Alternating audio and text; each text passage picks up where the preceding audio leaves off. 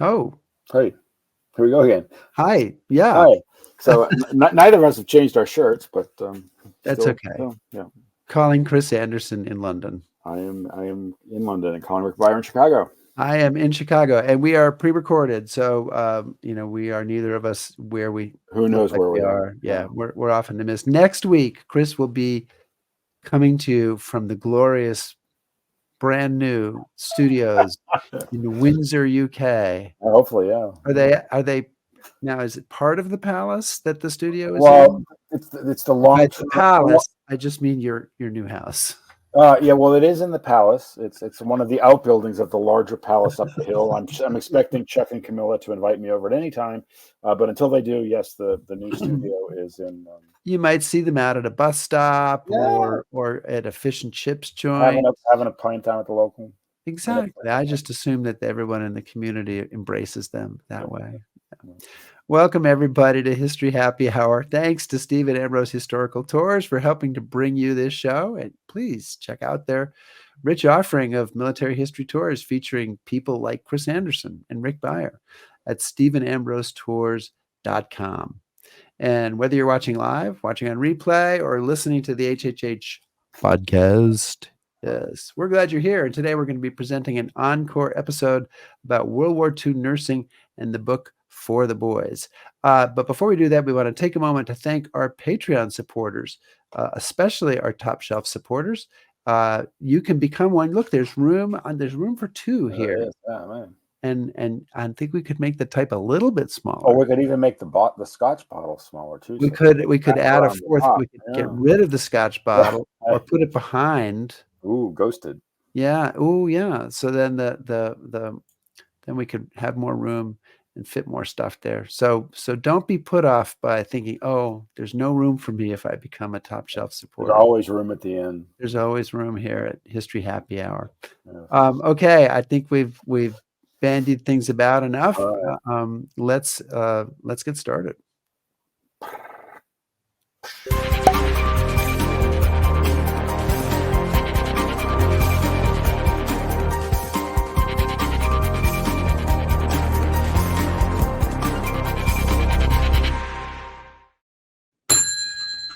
The bar is open.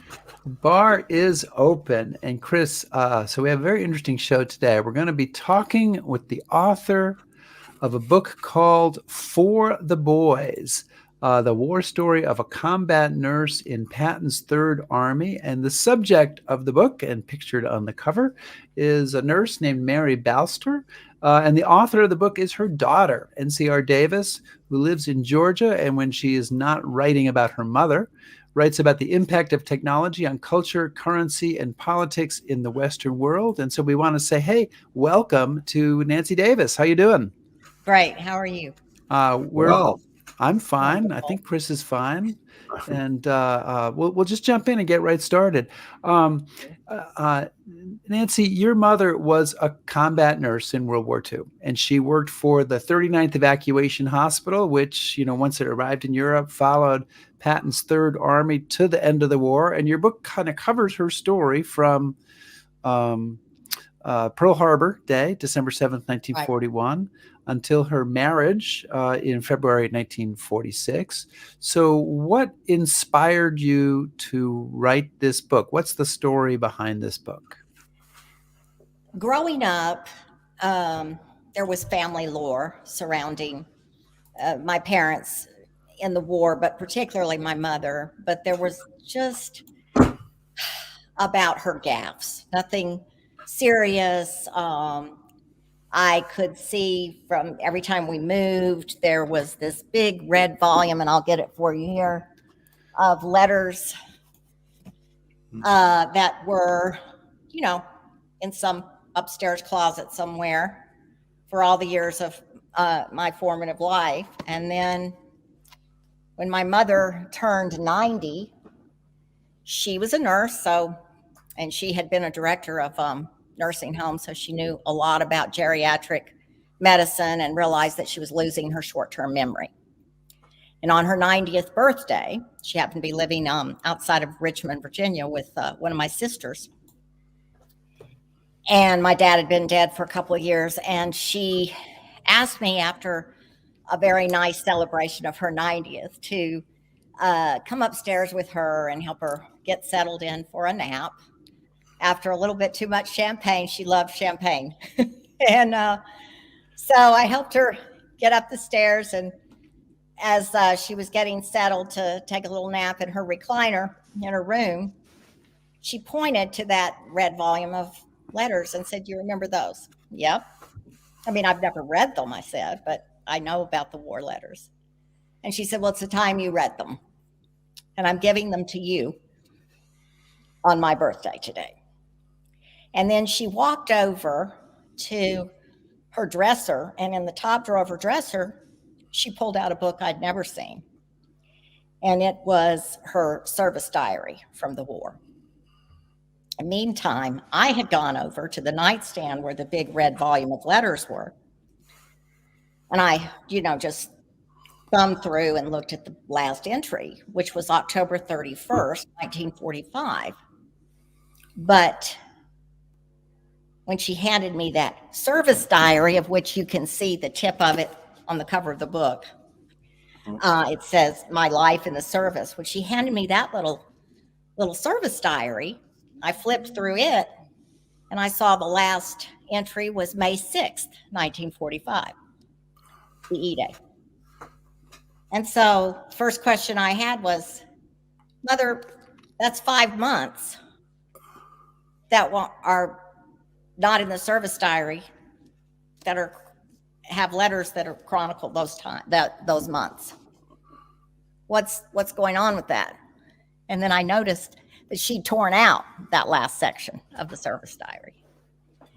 And she gave me some sort of evasive answer like, "Oh, when you're young, you do silly things," that sort of thing. So I thought, well, I'm going to have to get to the bottom of that. But in the meantime, I asked her, "What do you want me to do with these archives?" And she said, "I also have photographs, but I've got to find them, and I'm going to send them to you later." "What do you want me to do with them, Mother?" "Well, I want you to edit them." Well, I mean, you're both writers.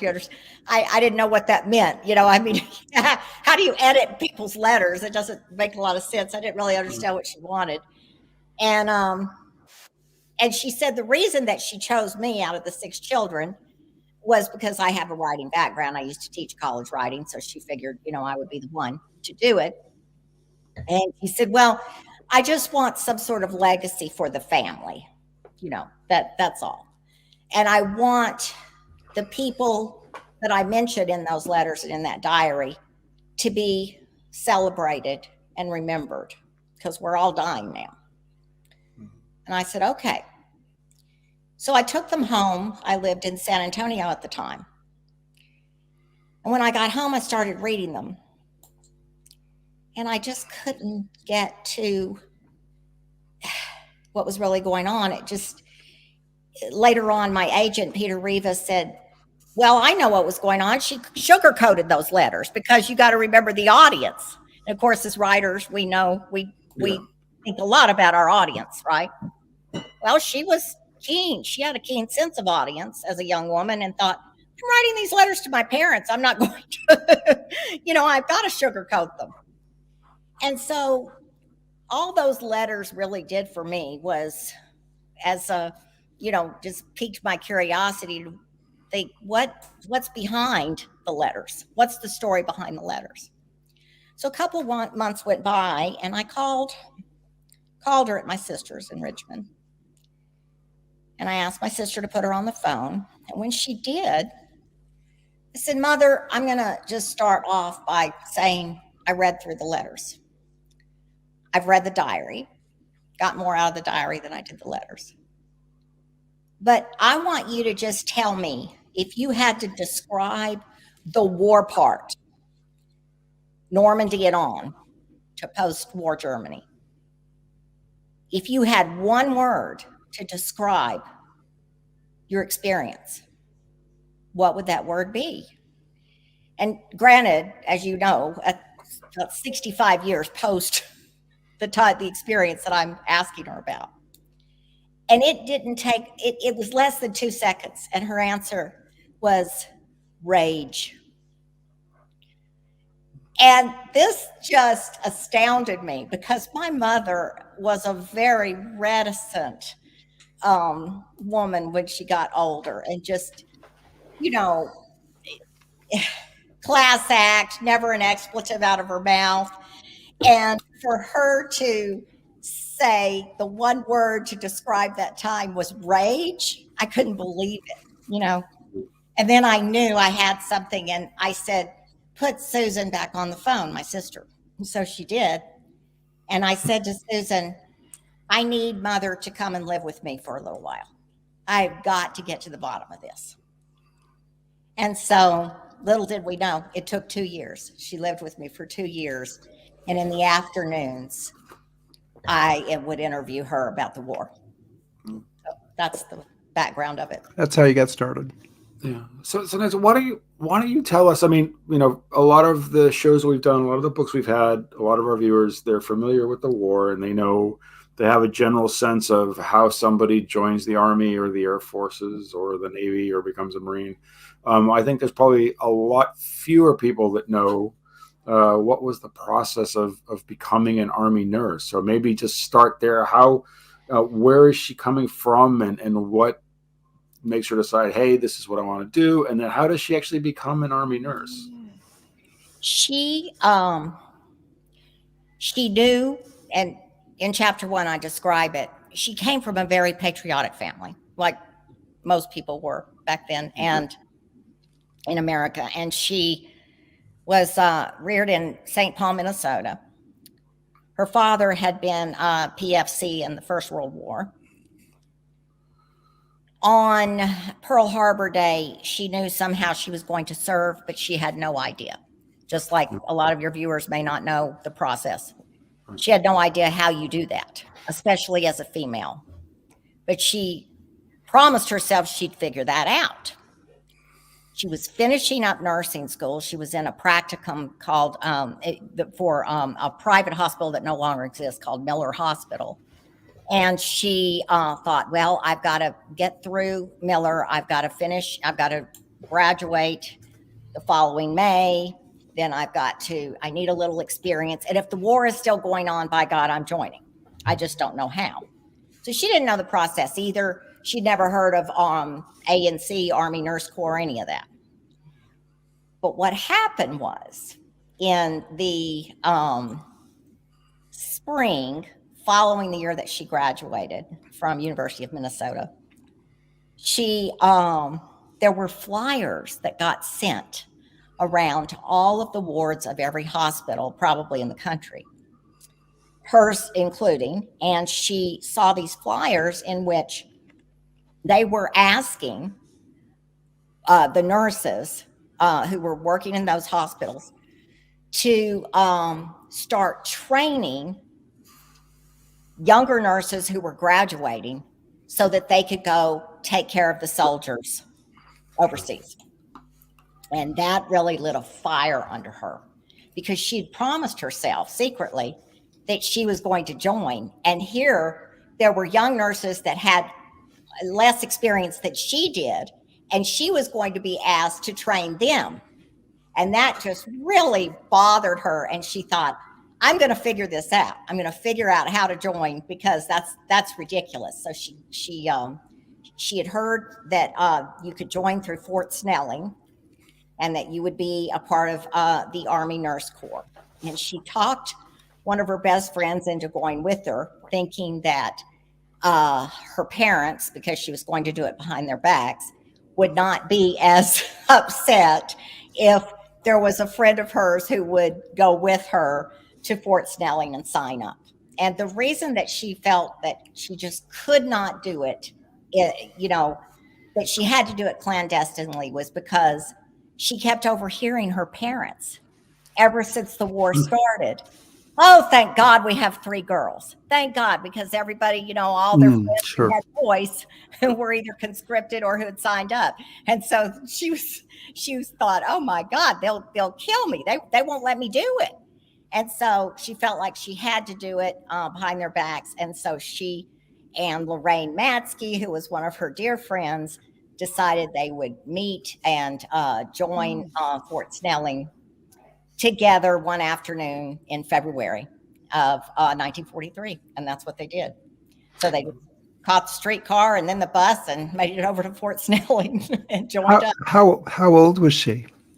Let's see, she was 22 and a half. So when you started reading the letters in the diary and interviewing your mom, what surprised you about the 22-and-a-half-year-old woman who you're meeting? I mean, you were born, she was in her 40s when you were born. That's right. You would have known her, as you became a teenager, in her 50s. What surprised you about this young woman that you're meeting? The spunk. It was all, every once in a while I'd see a glimpse of the spunk. She was 60 when I was 17 or 18, but back then she just did not, that was one of the reasons that she felt like her parents would be very upset, because she was full of caprice. And her impulsivity would really scared them for many things that she had done in her young life. And so she just didn't, it was a combination of, this will be an adventure, along with her patriotism and her beguiling ways to manipulate to get to go do this, that she just didn't have a lot of that left, by the time I knew her. Whereas my older siblings, had a younger mother that they saw more of that, So I would say that was the big difference. But that sense of serving country over everything else, I was raised with that too. I mean, my parents, pretty much it was exactly the same for me, and so I understood that side of it, but I did not know how beguiling and determined she really was until I saw through her eyes at 22. Well, one of the things that I found really interesting and also very moving was the relationship between her and her dad.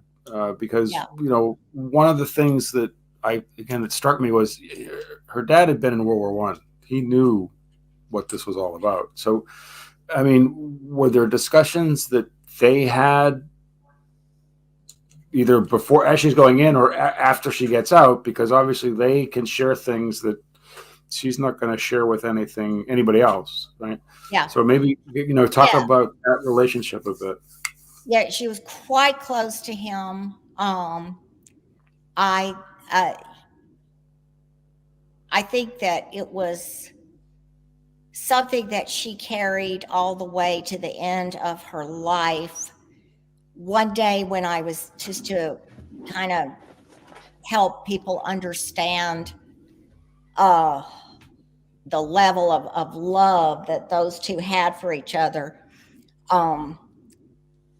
I remember so vividly when I asked Mother to tell me in my kitchen in San Antonio about going to Fort Snelling.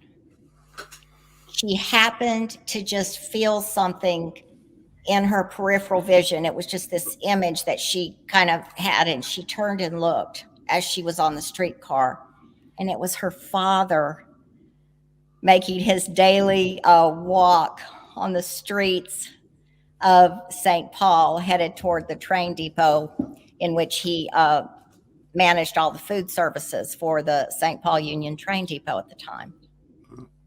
And, he walked with such a beautiful gait. He always had on a beautiful tweed suit, never met a stranger, walked with such felicity and joy for every day. And there she was betraying him and going off. And when she started telling me that, it was just as if she was right back there, and her hands started shaking. She looked down to the floor. You could just see she was still wearing all of that guilt for that, because what she had put her parents through. And I think a lot of it was because, She got so close to her father because she almost died when she was 13 years old from tuberculosis. Right. And that changed her. In fact, it was fate, because during that year, she begged them not to send her to what they called sanatoriums, to one of the TB, because she was an avid newspaper reader, and they called them death halls or something. And she said, please don't send me there to die, when they first diagnosed her TB. And she worked it out with her parents and her grandmother, her paternal grandmother, for her grandmother, who was an LPN, to come and live with Mary in her room, sequestered, for an entire year, and nurse Mary back to health. And during that year, her grandmother was German. She read all of the great classics of children's literature to Mary in German.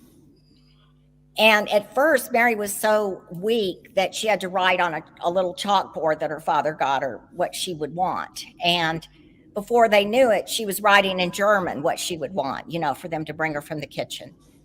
And that grandmother, her father's mother, nursing her back to health, teaching her German during those months that she was so sick. She got a new lease on life when she was about to turn 14. She attributed it all to her grandmother, her father's mother, and she learned German. And little did she know that she came out of that in her convalescence and said, I'm going to be a nurse when I grow up. And of course, she ended up with the 39th because she was a good nurse and because she could speak fluent German. Yeah. So it's really interesting. And I just a few weeks ago interviewed a cousin who is now 76 years old. And he told me another reason that Mary was so close to her father was because her mother suffered from severe depression and wasn't really very involved with the girls' lives. And I just found that out. Amazing what you find when you start to dig, right? Yeah. We have a question from a viewer that I think is worth putting up here, who says, general nursing is a world away from being a combat nurse. How did the Army prepare young women to deal with the incredible wounds of war and the endless stream of wounded and dead? So maybe you could talk a little bit in a broad way about her training, and did it do a good job of preparing her, or was it, kind of quite a shock when they arrived in Europe? Oh, that is such a great question. I don't know how many people know this, but when they were sent after Fort Leonard Wood, my mother and Lorraine started their Army service training in Fort Leonard Wood, Missouri. And after 3 months, voila, they were swept off to Middle Tennessee for maneuvers training, and they were there for 10 months. My mother told me that the chief nurse told them that the reason, of course, they complained, no end with the misery of living on the ground in Middle Tennessee in the hot summer. And then, as it got cold in the winter, and they were still there on the ground in tents. And they did maneuvers training. They had a red team and a blue team and all of the whole gamut. But they did really have sick soldiers, wounded from friendly fire, all that kind of stuff that were coming in. And she said that the chief nurse told them that General Patton, of course, wasn't in charge of Third Army yet, but everybody knew about him. And she said that General Patton's grandmother was from that area. And when he was growing up, the topography of Middle Tennessee was similar to Normandy's topography. And he was the one, or one of the ones at least, who suggested that maneuvers be in Middle Tennessee. And at first they were told they were going to be there, through the summer. And next thing they know, they don't get out of there until December. or January. So it was a long time that they were there. And as much as they complained, they all contracted dysentery. It was miserable. Everybody in Mother's tent had dysentery twice. They went through the gamut. They had everything, and boy, she said it was just the most horrible thing. And then the next year, boom, she said Normandy, and she thanked God they went through maneuvers, because she would have been so, it wouldn't have had the preparation for it. Mm. Well, I mean, and one of the things you point out in the book is that especially these evacuation hospitals, they're supposed to be as close to the front as they can be. Yes. So she's under fire pretty quickly in Normandy. So maybe talk a little bit about kind of her arrival in Normandy and what's going on and what's happening to her in this hospital. Yeah, when she first got there, the first evacs had been there for 6 weeks. And the 39th, as well as some of the other evacs, came for the second wave in mid-July of 1944. And they were to relieve the evacs that had been there for 6 weeks. One of the first things that she saw, which just shocked her, was, because no matter how much you go through maneuvers, you don't see dead paratroopers in trees. Mm-hmm. And, when the first evacs came through, they were so inundated with patients, there was no way they had time to pull those dead paratroopers from the trees. So it wasn't until that second wave of evacs came along that were able to do some of that work. And there was a little bit of a reprieve there. They were mainly trying to just give the first wave of evacs a break and let them, go back and recuperate. And a lot of the very first patients that they received were German, that they captured there, who were injured or really sick. And so from the get-go, she was put in, sometimes with Germans, if they could separate them. Sometimes they couldn't, and sometimes they were in the same tents as the Allied soldiers. But she said that, it was really shocking at first, but then they just all, and I'm sure, I don't know where they learned this, but they all, in order to get through each night of the strafing and the bombing and the, that one time one of the evacs prior to their coming, they walked out the tent and half a body or a leg was sitting there in front of their tent, she said that what they would tell themselves is, oh, it's 4th of July again. We're just celebrating, every time that's just the way they would cope with it. So, it's just indescribable that, somebody that was so sheltered her whole life, and then, no matter how much maneuvers taught in terms of how to care for those patients, and the topography and putting up with the mosquitoes and the bugs and the, all that, very bad conditions for living and dysentery and what have you, to have war right on top of you was, I guess she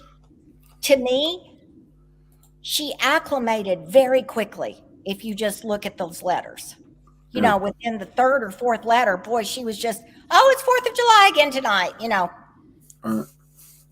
But I also thought it was interesting that several of the letters she's directing to her dad, and he said, and she says, "Don't tell mom, or only tell mom if you think it's okay."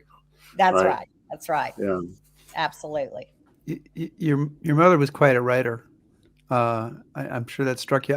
There's a passage here that it's kind of long, but I wanted to read it and kind of get your response to it. And it's a letter to her mother. She sent on December 18th, 1944. Last night, the rush started at 9 p.m. and we never sat down once except for the chow. The wounds were terrible, and the poor boys were scared and wet and cold.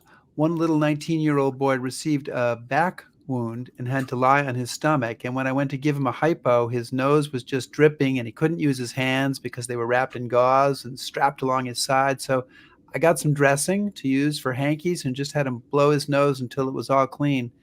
Remember how you used to say, now blow, Mom? Well, I felt like a mother then. He said, gee, nurse, thanks a lot. And there were tears flowing down his face. And I hate myself for griping about my own little troubles and feel so ashamed when I see our boys come in like that night after night.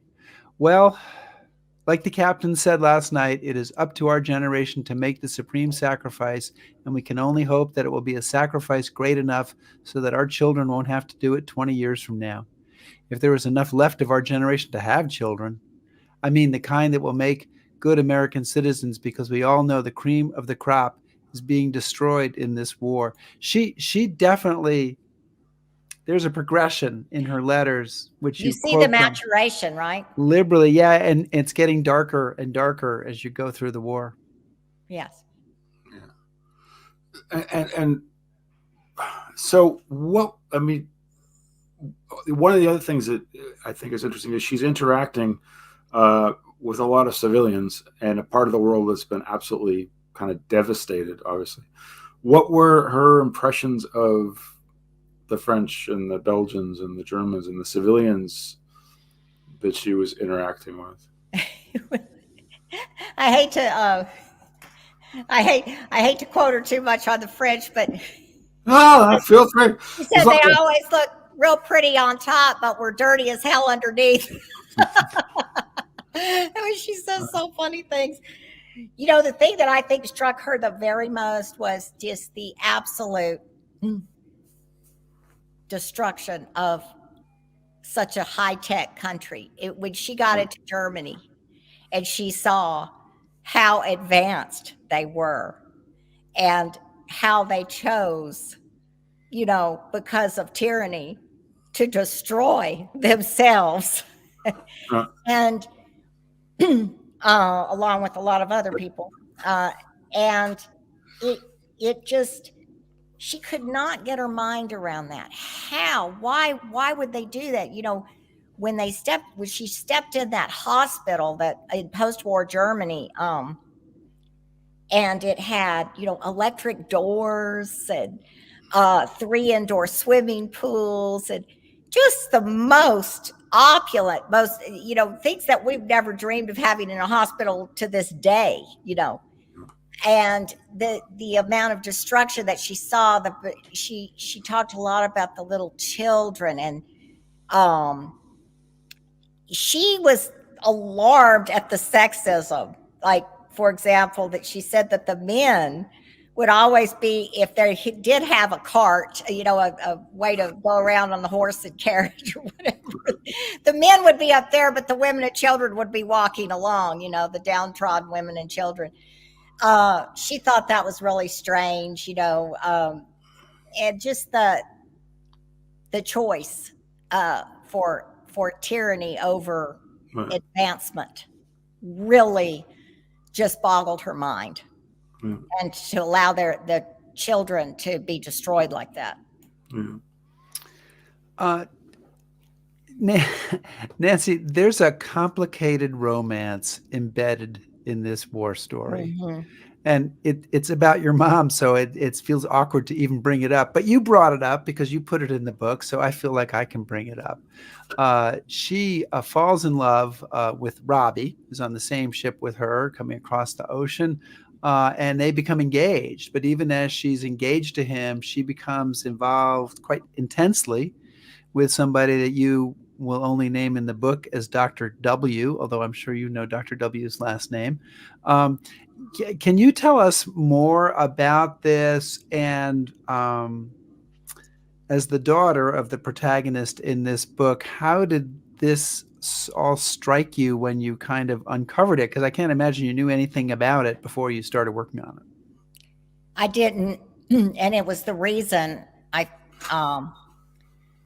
the mystery of the section of the service diary that she had torn out was because those months were spent with W, the doctor captain that she had spent the war with. And that's why she had ripped out those pages. And I didn't get that out of her until almost 2 years were up of her living with me. But it was after my mother left, and I think I was in maybe the fourth iteration of this book before I dared to even show it to an agent. And when I finally, I think it was my fifth iteration that I showed to a couple agents, and Peter Riva ended up becoming my agent. And he invited me to come out to his ranch in New Mexico to talk to him and his wife, because they felt like this story needed to be told. They felt really close to this project, but they wanted to teach me how to tell it, because Peter said, "I'm not getting the truth out of you." And I didn't really know what he meant. And when I got out there after several days of coaxing me, he pulled out a lot of the truth of it. And it was something I just didn't want to talk about in my, mainly out of protection for my siblings. I didn't want to talk about it, but Peter helped me to understand that what was really going on was that Mary chose Robbie at the end, because even though Robbie was also in the war, he wasn't in the same war. He didn't share the same experiences as she had with W. And she just could not look at W every day for the rest of her life without bringing all those war memories, because they experienced the same war. And I think it's a pretty good theory. She never said that, but I feel like Peter was probably right, that that made sense to me. And it also made sense because she didn't have anything to do with anybody from the war after the war. Oh, I know you wrote that, and I found that really fascinating. Like, all these characters, these wonderful characters in your book, the nurses and doctors and orderlies and all these people, and she didn't have anything to do with any of them.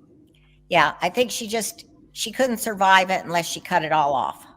And did she ever address that? Did you ever ask her about that when you were interviewing her about this book?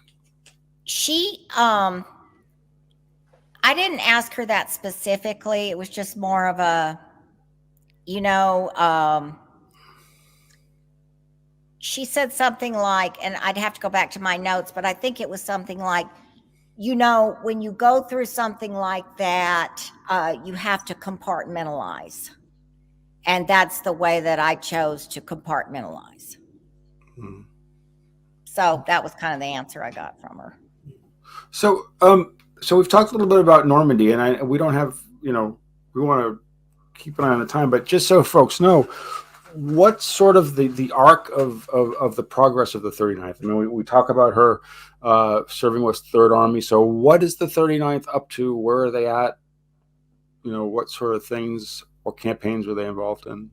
They go through all of Normandy, and then they're holed up in the Heinrich Himmler barracks, beginning out in November. They're holed up there until, I think, once Battle of the Bulge is over, which is by the second week. Where's the Heinrich Himmler barracks? It's right on the. It's right. It's like 12 kilometers south of Bastogne. Okay. So they're still in France, but barely. And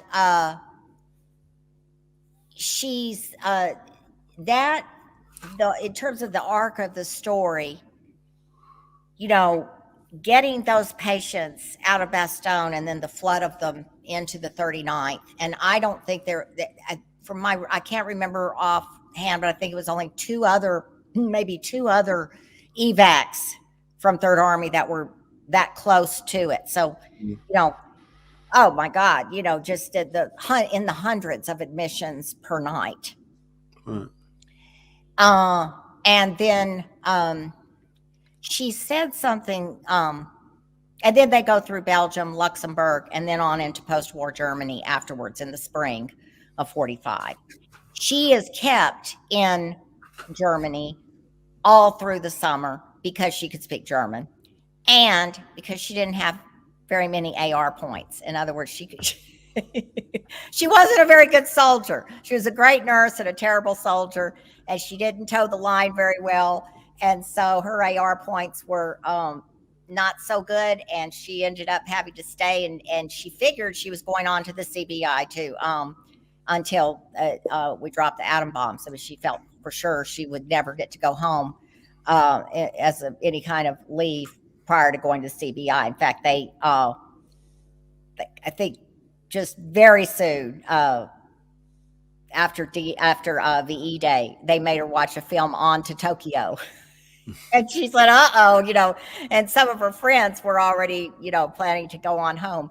But I think it was also because she could, she could help take care of those Germans that were in those in post-war hospitals. So I think that was a lot of the reason that she was one of the last ones to leave Europe on October 31st of 45. She goes through some pretty intense experiences that you detail in the book. And, probably the closest connection that most of us have to an Army field hospital is a certain TV show from the Yeah. 70s or 80s, the Yeah. MASH TV show, of course, which is involved in the Korean War. But I'm sure you've seen episodes of MASH. I'm sure that must have come to mind when you were working on this book. How would you compare them? Or what do you feel like you learned that we didn't learn watching MASH? However you want to address that. I mean, I was so young when MASH was around, but I did have images of it just because of the way when I would do my research and the way she described things. It was, what I thought of more than MASH though was some scenes from Band of Brothers because they show some of it seemed. The only thing that I felt like in both MASH and Band of Brothers was something startling that I asked her specifically about when she talked about the way the boys would show up when they'd been so battle worn, whether they were sick with malaria, pneumonia, what have you, or if they were injured. Their hair was always long and matted and full of lice. And, in all of those shows, they always depict them as the crew cuts. And she said, oh, no, I mean, think about it. They didn't have time for any grooming they couldn't do any of that stuff. They were just trying to survive the minute. Everything was a mess. They were just dying to get deliced and get their hair cut off and their beards cut off and all that kind of stuff. So, the way that they appear in those shows versus the way they really were after going through, one horrific altercation after the next, it was just really, really different, and I'd never thought about that. Well, one of the things that really surprised me is you talk, or she talks about it, and you talk about it too. But there's an instance of her actually working with some German medics and German surgeons that are in the hospital. So, I mean, first of all, obviously, tell us a little bit about how that all comes about, and do we know what she thought about this? Because, of course, as she's advancing into Germany, she's seeing a lot more of what the Germans have gotten up to, and that has to have affected rage, right? Rage. So yeah. how is this relationship sort of working? I think part of the reason that we decided For the Boys would be the right title was because of her response to those ward boys. They captured this surgeon, this German surgeon, and four ward boys at one time. Two of those ward boys were assigned to Mary because she could talk to them. And she said the surgeon just had impeccable skills and was wonderful. I mean, the other surgeons the Allied surgeons loved working with him. And one day she was talking to one of the two German ward boys, and this was early on. This was like end of July, early August of 44 in Normandy. And she's told the saddest story about this kid was 17. He was on his way home from school, and the Gestapo stopped him and his friends and said, "Get in the Jeep." And they didn't even get to go home to tell their parents that they were going to war. And this kid said, to this day, I don't know, my parents probably think I'm dead. I've had no way to contact them to tell them, they figured out, I'm sure, that he never even got to go home from school that day. And, she just was filled with compassion for that kind of thing. But then as she kept, you see this dark side of her coming out, especially after Bastogne. And then as they go through and they get into more and more war-torn territory, and she just is so conflicted. She's so conflicted because on an individual level, she treats them, one boy, it's just another boy. It's just another young man. And yet as a whole, hatred, absolute hatred. Now it's really fascinating. And she said that one time that not one time, but many times, the German soldiers were so terrified during, when they would have them in the hospital, in these wards, in the tents, that they would cry out, "Schwester," meaning sister, which was, I guess, because they probably had Catholic nuns as nurses growing up. And they were terrified that, one of the guys or from the 39th, or perhaps another soldier from Allied forces, would slit their throats during the night, as they lay on the cot. So she felt so sad that they didn't feel safe. But then as it kept going on and she saw the destruction, she would just be enraged as a whole, thinking of them. But on an individual basis, she was all about caring for them. It's very conflicted feelings. There's a lot of very intense personal stories and moments in the book, and one that just really leaped out at me that I'll ask you to tell us about involves when they were very low on blood, and and somebody who she had treated before came back into the ward. Can you tell us that story? Yeah, there was a private that she had been what they called specialed, and I'd never heard that term, but they had sometimes they would assign a nurse for a kid that was just really, really sick, and the nurse would be only assigned that patient to take care of. And back in the summer, he had been specialed to this private, and she called him Redmond, although I don't know if that was really his name, but that's what she recollected his name was. There was no way for me to find out. So she called him Private Redmond. And he was in a tank unit, but he was in the hospital for pneumonia. And by the time he convalesced from pneumonia, they couldn't find his tank unit. And so then for the next couple of months, he became another ward boy and just had to tag along, which I didn't know they did that. But they would do that. They would just tag along with whoever rescued them and cared for them until they could find their unit again.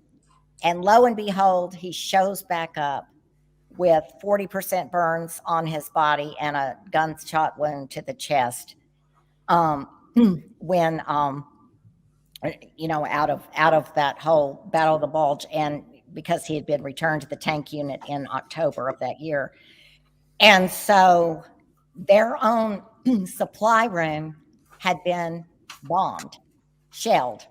And so there was nothing left, they didn't think, for plasma. And this kid needs plasma or he's going to die. And she was so close to that kid.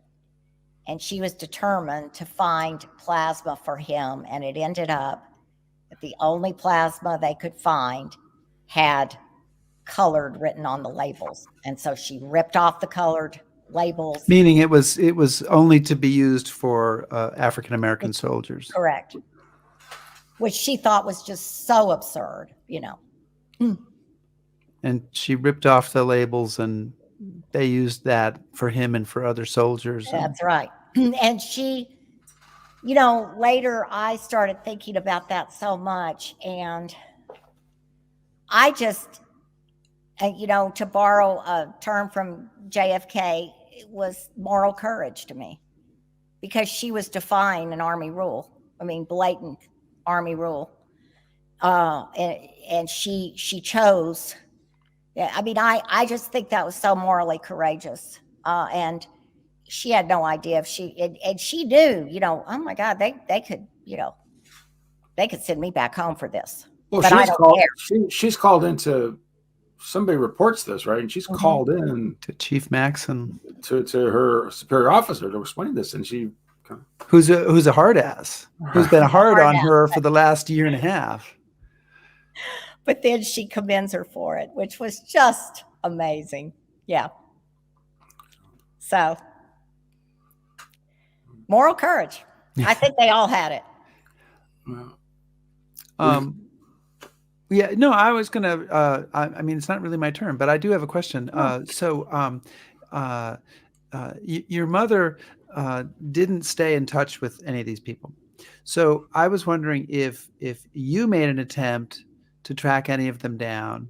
And part and parcel with that is a question that came up that somebody asked, which was, have you been able to go to Europe and sort of trace some of your mother's footsteps? I've been to Europe several times, but I haven't been to Europe since I did this project. And it is my dream to go and trace exactly where the 39. I think Chris Anderson would be a great tour guide for you. But did you try to find Mona or Dr. W or any of those people, or did you just say, nope, leaving that stone unturned? I really did not. The only person I knew was Lorraine, because Mary had a relationship with Lorraine prior to the war. And therefore she kept up with Lorraine. And when I was 16 years old, we went to visit Lorraine in Tacoma, Washington. And Lorraine sat me down when I was 16 and told me a lot of war stories about Mother that Mother had never told me. And little did I know that one day what she told me would come in very handy. You'd be trying to remember those stories 40 years later. So Nancy, I mean, the other thing I'd like you to just touch on briefly, because again, it's not something that's really addressed. And certainly not sufficiently in the case of women who serve.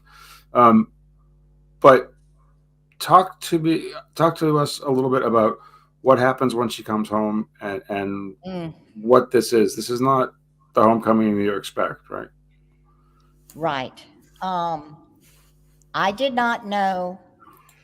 I didn't think, honestly, I did not think honestly to talk with Mother about that time. She had already gone back up to Richmond when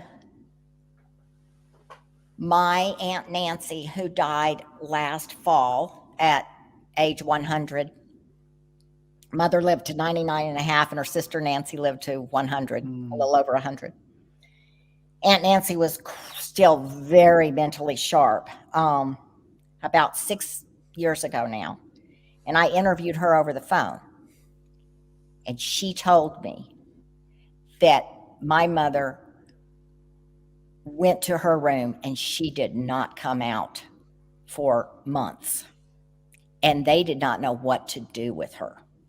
She was going to be married. She wouldn't have anything to do with it. She didn't talk. They would leave her food at the door.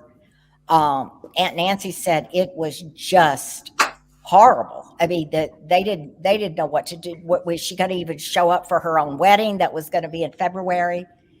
And she literally, Aunt Nancy said, came out of her room twice. Once because Inga, her mother, decided, okay, we've got to do something. And so she decided she should host a reunion of some of the people who had been in nurses overseas, not necessarily in the 39th, of course, but just nurses that had come from, that they knew from St. Paul who had also served.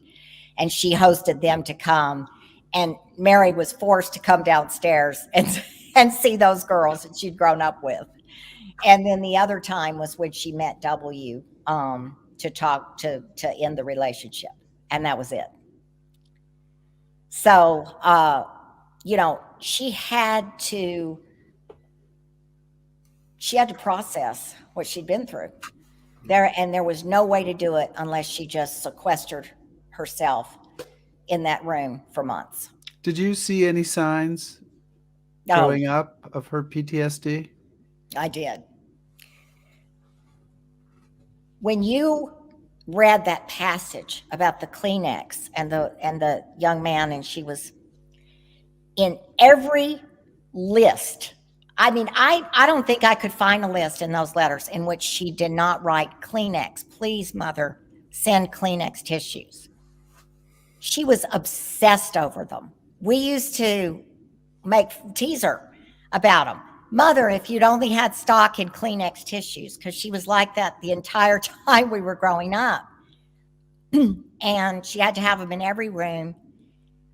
And when we would make her bed, hers and Daddy's bed as teenagers, I'd find wadded up Kleenex tissues all underneath her pillow and down underneath the bed, in her robe.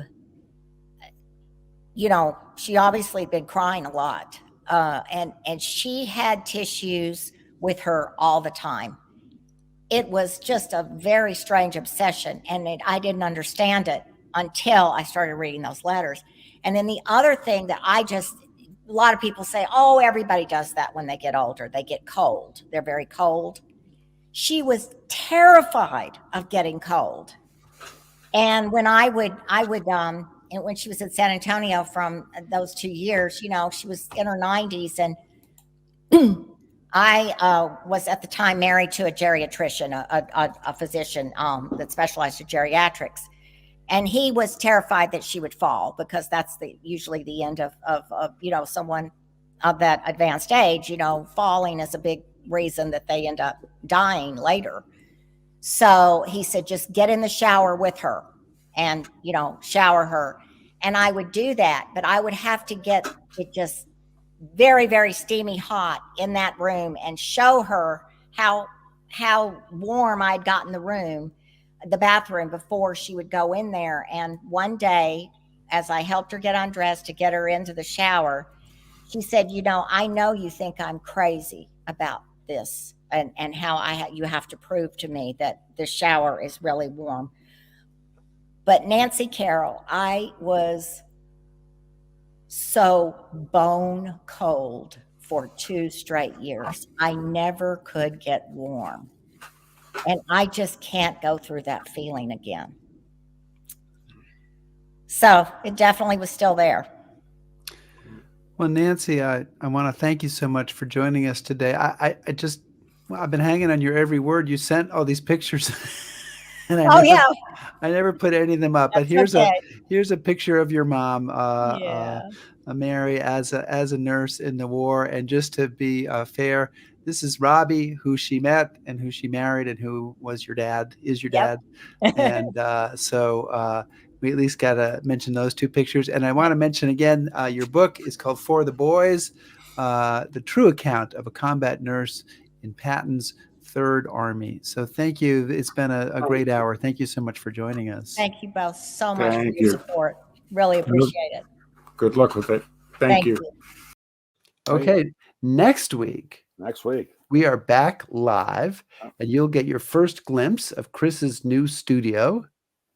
And of our new book. We're going to be interviewing the authors of a new book called, go ahead and show it now, Arise England, 6 Kings and the Making of the English State. It's by Caroline Burt and Richard Partington. And I think we'll have both on the show. That's Wow. my understanding. What a I don't difference. know. You know, we'll see how it goes. It's a week away. So, All right. you know, we have the production staff will be on that and sending out memos and arranging tech run-throughs and various things. So I'm sure we'll determine that before things go. And by this time you've settled in Oh yeah. Windsor. You've got your easy chair, your pipe. Pipe. You've shot VR into the wall. Absolutely. That No, would be C3. It would be C3. C3. Yes. And yeah, so you're Just living large, kicking back. it's awesome to even contemplate the reality that will be presented to us next week. I need backdrop though. We'll probably look an awful lot like this. Will you have any of those like heads of animals that you've shot while hunting out with Charles? Or you mean my 12-foot ceilings? Yeah, we'll see. I'm sure he probably has some extras. Maybe he could lend me the mangy one. I bet you could probably make a round of the pubs in Windsor and grab a few squirrel heads or something. That may be happening. Yes. You could get on the wall. We're expecting great things, Chris, because maybe we'll do like the virtual walking tour of Windsor, since it's have been. Oh yeah, we want to see some pictures for that show. So get on that, would you? Because I know you don't have anything else to do in the meantime. Absolutely. All right, guys. Thanks so much for joining. Please subscribe to us on YouTube. Follow us on Facebook. I mean, look, if you want to, shout at us at an X. Listen to our podcast. Back us on Patreon and browse historyhappyhour.com. Thanks, everybody. Be safe.